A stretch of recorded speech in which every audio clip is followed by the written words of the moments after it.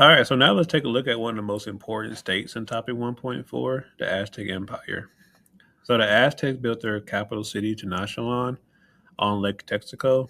So because they lived on a lake, they developed one of the most famous environmental adaptations known to man, so called chinapas, or a lot of people call them floating gardens as well. And it's a picture in the top right-hand corner on the screen here. So chinapas really allowed the Aztecs to grow food efficiently and support a city with nearly 200,000 people. So environmentally, they also really did things like they constructed aqueducts and canals to really manage water and transportation. They had a very intensive agricultural techniques. They relied a lot on natural resources like coca and feathers through trade and tributes. They did use their environment to their advantage as far as protection and defense. And if they ever really needed more land, they would drain the lake for it. So socially, though, the Aztecs maintained a strict hierarchy. So the emperor sat at the top, followed by the nobles, the priests, the merchants, the commoners, all the way down to the serfs slash enslaved people. And their society in Aztec world was highly organized and supported by military expansion. So meaning they would go out there and really conquer other territories and countries. What is I also want to mention that they were very patriarchal. So that's another common theme you've been seeing throughout these topics. How a lot of these societies are very men driven and men heavy. But unlike other parts of the world, in the Aztec world, women did have some rights compared to others. So politically and economically, so the Aztec Empire really maintained control through military conquest and a tributary system. So remember we talked about tributary systems in Song China. So remember, a tribute is when basically one country is paying country B to either leave them alone or they need their protection for whatever reason.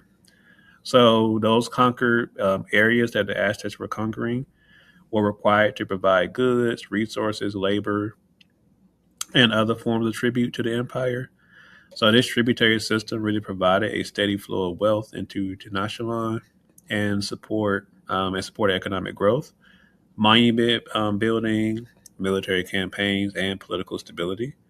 So if you ever ask on the AP exam or even on any other like quiz or test in my class, how the Aztecs consolidated power, your answer should always include military conquest and the tributary system because the Aztecs really relied on tributes. That's kind of the key idea. So culturally and innovation wise, so the Aztecs really practiced polytheism. So remember polytheism when you believe in multiple gods, and they believe the gods influence every aspect of life.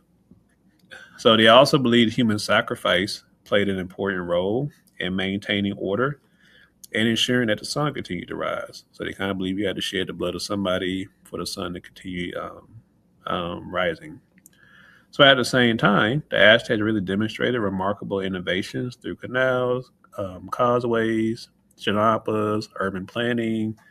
They developed the calendar we use today based on astronomy. They built a lot of like things such as temples, stone temples, pyramids. They were good at making gold, weapons of all sort. So without really draft animals or wheel transportation, they built one of the largest and most sophisticated cities in the world. So much like all civilizations, they come to an end. So the Aztecs were no different. So the Aztec Empire fell in 1521 when Hernan Cortez and the Spanish conquered Tenochtitlan. So disease devastated the population, and many groups that resented Aztec rule allied with the Spanish. So despite conquest, though, you could really see a lot of Aztec influence still in Mexico today through language, tradition, and even their cultural practices. So now let's turn to the Inca Empire. So the Aztecs are known for their tribute system and military conquest. The Incas are known for administration, labor systems, and infrastructure.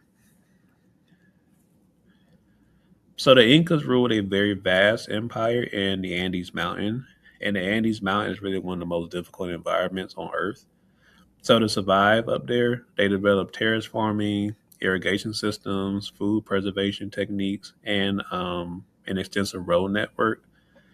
So one of the most important social institutions was the Meta labor system, and the Metas required citizens, to contribute labor to the state for projects such as building roads, building bridges, agricultural terraces, and military service.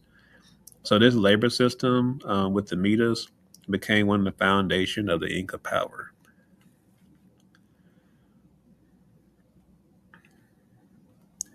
Oh, and I forgot to mention, also in here, much like Aztec world, they have some rights. So women could serve as priestess or weavers.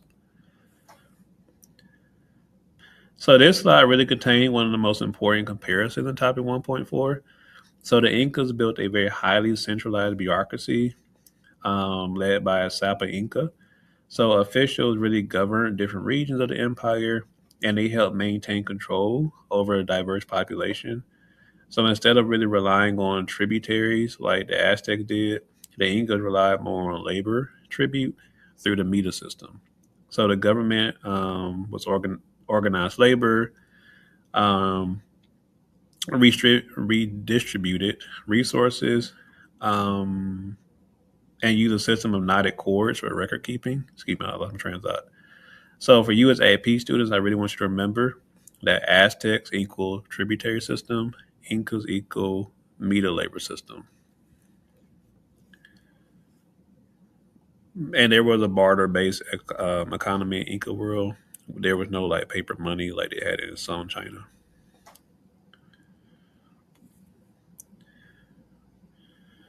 So the Incas worship Inti, the sun god, and their religion helped legitimize political authority throughout the empire. So the Incas were also extraordinary engineers. So they built over 25,000 miles of road bridges, storage facilities, agricultural terraces, and stone structures. So these innovations allowed them to govern a large and geographically diverse empire, despite difficult uh, land they were a part of.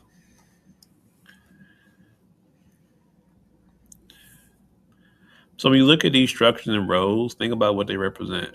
So they represent labor organization, centralized government authority, environmental adaptation, and state building. So architecture itself becomes evidence of some like a sort of political power. So again, all empires come to an end. So the Inca Empire fell to Francisco Pizarro in 1533. So like the Aztecs, disease weakened the population before the Spanish really came and took it over. So the Inca, excuse me, were also experiencing a civil war, making conquest easier. So despite Spanish rule, Inca traditions, farming methods, and their language really still continue to showcase in the Andes today. So, kind of in summary, to bring all of 1.4 together. So, the Cahokias really demonstrated urbanization, trade networks, and political organization in North America. The Mayans provided a contextual foundation through their city states, their writing system, astronomy, and math. The Aztecs built a tribute empire centered on Tenochtitlan, and it was supported by the Chinapa agriculture. Remember those floating gardens? So the Incas built one of the most centralized states in the Americas through the Meta labor system, road networks, terrace farming, and a centralized administration. All right, so we'll stop here.